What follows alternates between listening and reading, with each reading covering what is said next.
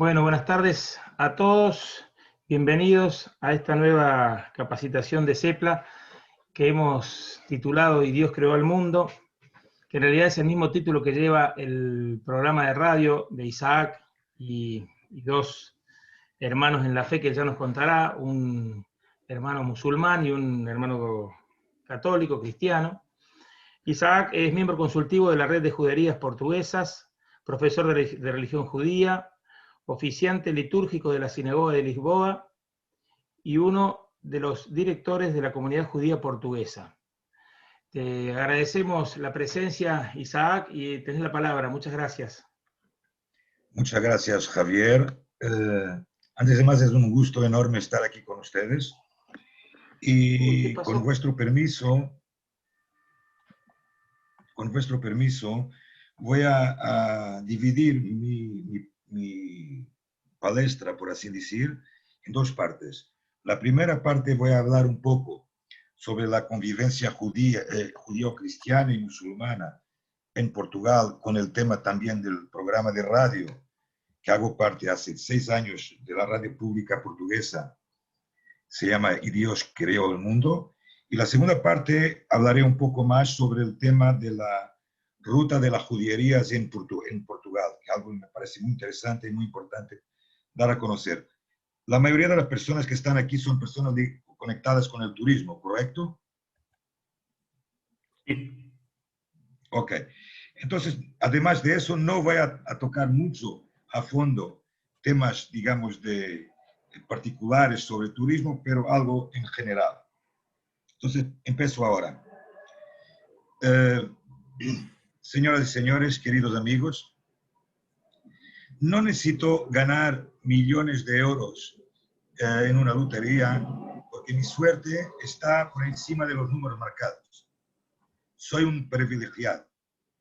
Conozco la tolerancia entre religiones a través de un sentimiento tan noble, lo que Platón definió como una predisposición recíproca que hace a dos seres igualmente celosos de la felicidad del otro. Esta magia de poder ser feliz sin diferencias, la heredé de mi defunto y amado padre, quien fue el líder religioso, gran rabino de la comunidad israelí de Lisboa durante medio siglo.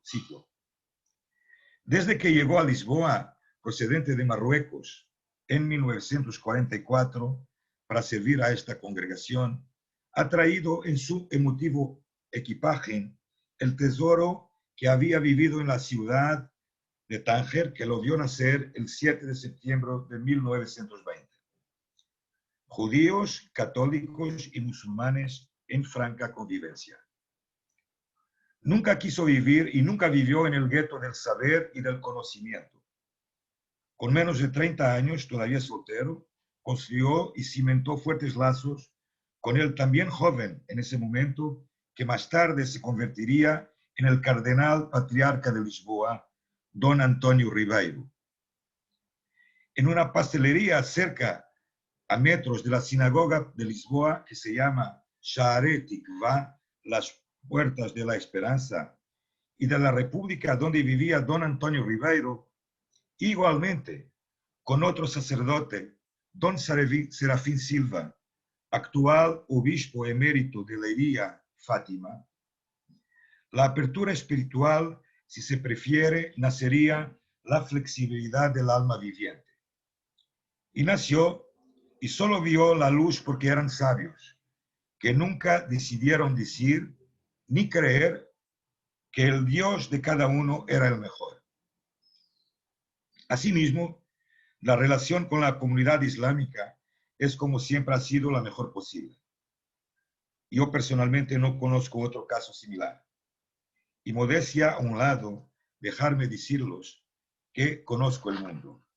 Cuando la comunidad judía de Lisboa tenía una carnicería en funcionamiento en Lisboa, los miembros de la comunidad islámica eran uno de los clientes fieles, incluyendo el entonces presidente Wadi Mamed, y en tiempos pasados, una curiosidad para la fiesta de bodas del actual presidente de la comunidad islámica, Abdul Wakil, sería mi fallecido padre, quien realizaba el ritual de sacrificar las gallinas, servidas como uno de los platos del menú de la recepción nupcial.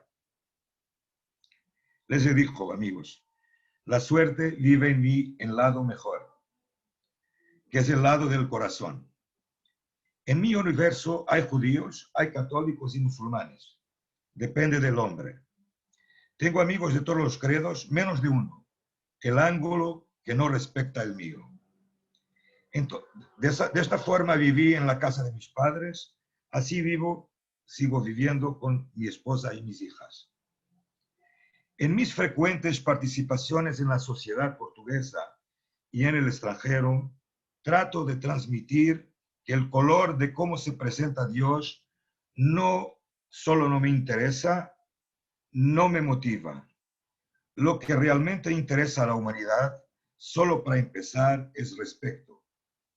Saber respetar para ser respetado es un viejo dicho, simple, pero atemporal y fuente de una fuerte verdad.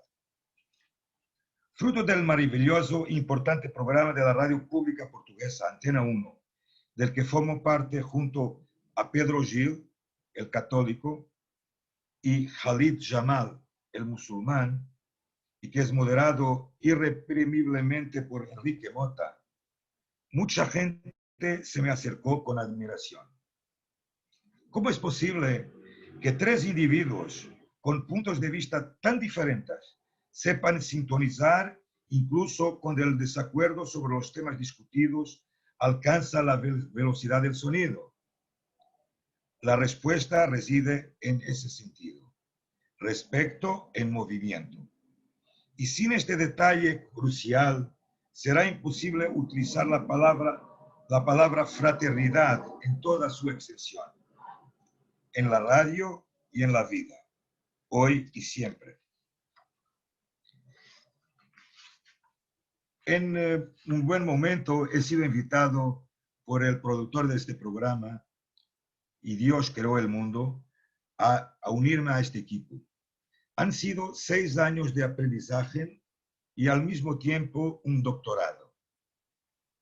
Ya que hablamos de temas delicados, y seamos honestos, algunos muy delicados, nosotros, Pedro, Khalid y yo, estamos en cierto modo puliendo y mejorando el futuro. El hecho de que no representemos a nuestras comunidades nos ofrece quizás más responsabilidad en esta construcción fraternal que se pretende, en mis ojos, que nunca son utópicos, y de ella nacen nuestras 3 voces desiguales, pero unas, los raros y básicos sustantivos que constituyen la filigrana fundamental para que sigamos creyentes en un mundo perfeccionado, de esperanza y de paz. Muchas gracias. Terminada esta parte de este tema, voy a hablar un poco sobre el tema del turismo religioso, turismo judaico en Portugal. El turismo globalizado nos ayuda a entender la vida hoy, no importa dónde estemos.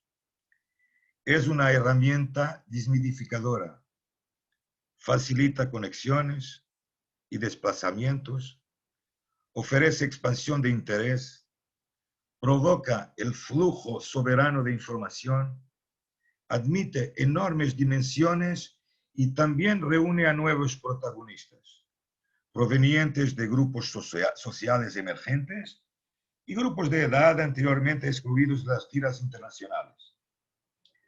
La globalización, este proceso de profundización de las relaciones económicas, sociales, culturales y políticas entre los pueblos de todo el mundo, y que ha creado puntos en común en numerosos aspectos, vive en voz alta el turismo, llamémosle religioso judío. Ahora, con vuestra permisión, me ceñiré al fértil itinerario judío en Portugal. La intensa y enorme historia de los judíos en suelo portugués no solo pertenece al país, sino también al mundo. Y esta alianza de comunicación intrínseca de inmensos frutos, Hablaré del pasado como un punto de luz para el futuro. El judío Yahya ben Ayaish, primer gran rabino de Portugal y colaborador de Don Afonso Henriques, primer rey de Portugal, en sus conquistas a los musulmanes, este rey, Yahya ben Ayaish, descendía directamente del rey David. Además, del mestre Avish, que sería más tarde el rey Don Juan I, cuyo hijo ilegítimo de su vinculación con la judía doña Inés Pires Esteves, la única hija de Mendo de Guarda o Pero Esteves, sería Don Afonso, que daría lugar a la casa de hoy, la única casa monárquica, la casa monárquica de Portugal, a pesar de Portugal no tener una monarquía hoy. Los registros de la presencia judía en Portugal, imagínense, son anteriores a la construcción del reino de Portugal. A pesar de esta verdad histórica, es entre los siglos V y XV cuando los judíos se concentran en pueblos, ciudades y pueblos portugueses. La historia escrita en mayúsculas tiene innumerables páginas que prueban tal aglomeración. Empecemos por hablar por Belmonte, y Afonso tendría que tener la foto, que abraza, como sabemos, la singularidad de haber logrado la permanencia de la cultura y tradición judía desde los albores del siglo XVI hasta la actualidad. La comunidad judía, cimentada en la Edad Media, Belmonte, eso. La comunidad judía cimentada en la Edad Media con una sinagoga inaugurada en 1297 y destruida por la Inquisición como culto cristiano, sobreviviría al edicto de expulsión de Don Manuel I. Los criptos judíos, posteriormente en la década de 1980, estamos viendo la sinagoga, reconvertidos al judaísmo ortodoxo, tendrían con la ayuda del patrón Azulay una sinagoga, Beit Eliyahu, como podemos ver aquí. En traducción, la casa de Eliyahu, la casa del profeta Eliyahu, como una alusión al Mesías. Y más tarde, en Belmonte, el primer museo judío, que reúne cientos de piezas donadas por un historiador conocido, Adriano Vasco Rodríguez, y por la familia de su esposa, y por la propia comunidad judía de Belmonte. Pasamos ahora a Coimbra. Nunca es de más hablar de Coimbra, la ciudad de las universidades. En Coimbra habían dos juderías.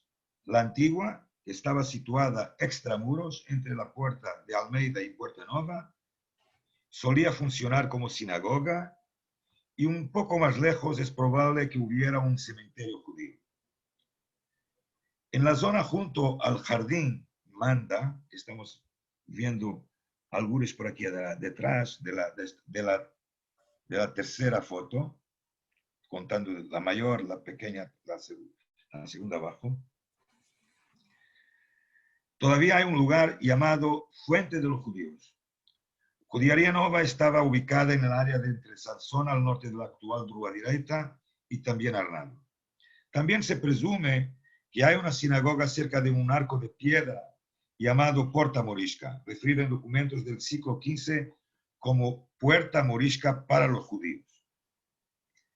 Seguimos para la Guarda, ciudad de Guarda, Sierra de Estrela. Guarda es un auténtico paraíso de la ciudad medieval, quizás la más antigua de la comarca. Se mantuvo activa hasta la expulsión de los judíos.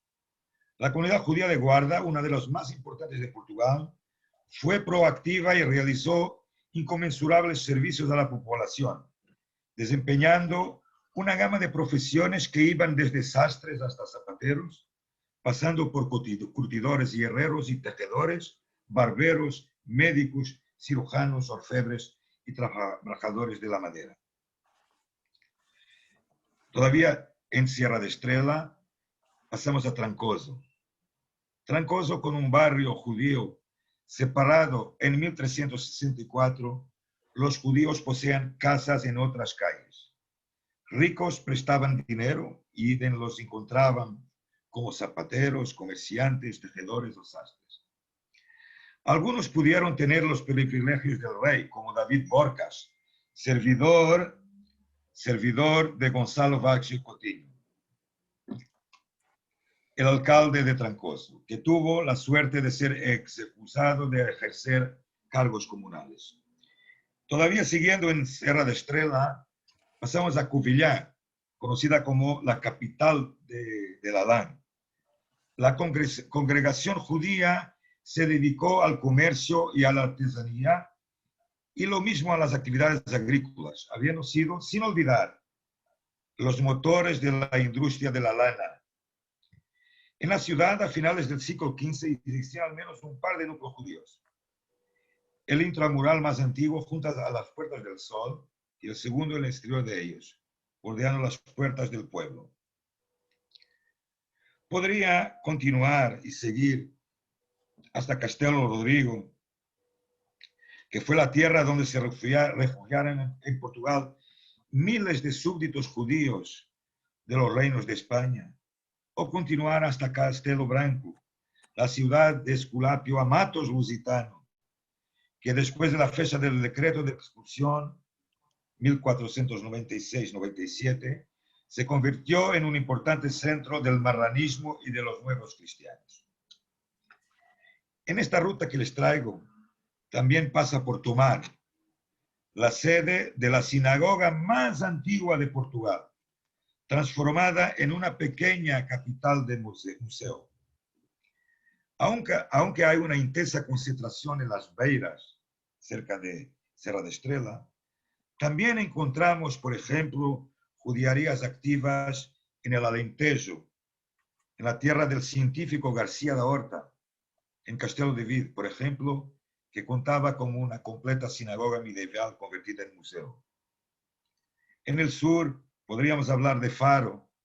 El primer libro impreso, el Pentateuco, salió en 1487 de la imprenta del judío Samuel Gacón, operador del primer taller de impresión en suelo portugués. La capital portuguesa, Lisboa, cuna de familias como la emprendedora Gracia Nassí, el filósofo, médico y poeta Yehuda Abravanel, el estadista filósofo y comentarista bíblico Isaac Abravanel, Jacob Lombroso, que más tarde fue el primer doctor judío de Estados Unidos, autor de la maravillosa obra Consolación en las Tribulaciones de Israel, Samuel Ushke y otros. Las comunidades judías de Lisboa, al menos del siglo XIII, se reunieron en las dos sinagogas de la Judería Grande y en otras ya existentes en el siglo XV en la Judería Nueva. Y en la Judería Pequeña, hoy llamamos en Alfama. En 1497 terminaron los tiempos judíos, así también como todas las estructuras sociales de los judíos de Lisboa, pasando todas a manos eclesiásticas. No fue hasta principios del siglo XIX, con el fin de la obscuridad inquisitorial, que se produjo el regreso, aunque tímido, de los judíos sefardíes, en su mayoría comerciantes procedentes de Marruecos y Gibraltar. Cabe señalar que desde 1810 habían varias casas de oración en Lisboa, con pocas condiciones necesarias para el culto. A pesar de las muchas dificultades derivadas de la falta de reconocimiento oficial, la comunidad judía de la época logró comprar por cuenta de particulares terrenos para la construcción de un nuevo edificio, proyecto del ilustre arquitecto Miguel Ventura Terra. La sinagoga Shaarei Tikva, Puertas de la Esperanza, abrió sus puertas en mayo de 1904. Y termino diciendo que la globalización rime siempre con prosperidad y esperanza. Muchas gracias. Gracias, Isaac. Interesante todo lo que nos acabas de compartir. Javier, solo para decir que estoy totalmente abierto a cualquier tipo de preguntas que me quieran hacer o que quieran compartir algo, con mucho gusto, con mucho gusto. Perfecto, perfecto. Si te parece, vamos a compartir en función de algunas preguntas que nos hicieron por privado, bueno, las cuestiones de protocolo habituales como para dar cierre a la grabación y después nos quedamos con las preguntas. Afonso, si podés compartir un poquito la placa de los métodos de contacto con CEPLA. Bueno, básicamente contarles a los que nos preguntan, nuevamente que CEPLA, allí tienen en pantalla las redes con las que nos pueden seguir, el mail, el Instagram, el YouTube. Esta charla, como todas, van a estar en breve subidas a nuestro canal de YouTube para aquellos que no pudieron participar, y aquellos que participaron pueden difundir nuestras redes para que, bueno, cada vez más gente se beneficie de estas charlas que realmente son muy interesantes. También está el Facebook y el WhatsApp. Contarles que el CEPLA es el Centro Ecuménico de Peregrinaciones Latinoamericano Anunciar, cuenta con una personalidad jurídica que nos apadrina, que es la de la Asociación Civil Anunciar de la República Argentina, inscripta en el Ministerio de Relaciones Exteriores, Comercio Internacional y Culto, y reconocida como institución religiosa por el Arzobispado de Córdoba, según letras que se dieron en su oportunidad hace ya 25 años atrás. Y el CEPLA ha tenido nacimiento el 22 de diciembre del año pasado, de la mano del obispo auxiliar de Córdoba, en la República Argentina, ¿no? Esto, ¿por qué lo decimos? Porque es importante para que ustedes sepan que nosotros, de alguna manera, como también lo hace Isaac y bueno, varios de los que pertenecemos al CEPLA, queremos caminar de la mano de la jerarquía de nuestras referencias, ya sea la Iglesia Católica, la Iglesia Judía o la Iglesia Musulmana, ¿no? Así que bueno, este es un regalo, que nosotros estemos de alguna manera caminando de la mano de la Iglesia en Latinoamérica y en el mundo, y todos los que conformamos parte del CEPLA, como representantes, somos agencias debidamente habilitadas en nuestros países, con nuestros legajos, con nuestras habilitaciones impositivas, fiscales y legales, para que, bueno, de alguna manera también sepan que pueden contar con nosotros en todos esos aspectos. La idea es que mes a mes vayamos presentando distintos tipos de webinars que sean de interés de ustedes, y que también sepan que estos webinars son gratuitos y se entregan certificados que los avala la Pastoral de Turismo y el CEPLA. Así que bueno, nosotros contarles que somos miembros de la Pastoral de Turismo en Argentina, y estamos buscando desarrollar que todos los representantes también pertenezcan a las pastorales de turismo de sus distintos países. Bueno, simplemente quedan abiertos los micrófonos para que puedan consultar con Isaac lo que les parezca. Y le agradecemos a todos, y particularmente a Isaac, muchísimas gracias, y como siempre a la Conferencia Episcopal Argentina, que nos cede el espacio del Zoom para que podamos realizar estos hermosos encuentros. Muchas gracias a todos. Quedan abiertos los micrófonos. Javier, si me permites, solamente Sí. Me parece que no lo dije. Yo también estoy conectado con el turismo, soy socio de un operador turístico de turismo religioso. También trabajamos organizamos peregrinaciones cristianas, tanto católicas como evangélicas. Y hay un punto importante que les quería dejar para para debate, digamos. Cuando hablamos de turismo judío, no podemos hablar de peregrinaciones, a no ser que hablemos de peregrinaciones a Jerusalén. ¿Por qué? Porque la verdad que la mayoría, si no todos los judíos del mundo, cuando viajan, por ejemplo, a Portugal, su idea, su objetivo es un objetivo de busca de sus rutas, de su historia, no es en peregrinación. Peregrinación tenemos, los judíos tenemos, de verdad. Está escrito en la Torá, en el Viejo Testamento, 3 fiestas de peregrinación tenemos. Pesach, la Pascua, Shavuot, Pentecostés y Sukkot, la fiesta de las cabanas. Estas son las 3 fiestas que, digamos, los judíos tienen que peregrinar a Jerusalén. Entonces, el tema del turismo judío, comparando con el tema del turismo de peregrinaciones, es algo distinto. Y esto es algo que les dejo para vuestra reflexión también. Muchísimas gracias, Isaac. Bueno, entonces cortamos la grabación hasta acá para poder subirla a nuestras redes y a continuación vamos a tener unos minutos para preguntas, Perfecto. compartir un momento entre nosotros. Muchísimas Compartir gracias. algo. Muchísimas Con gracias mucho a gusto. todos.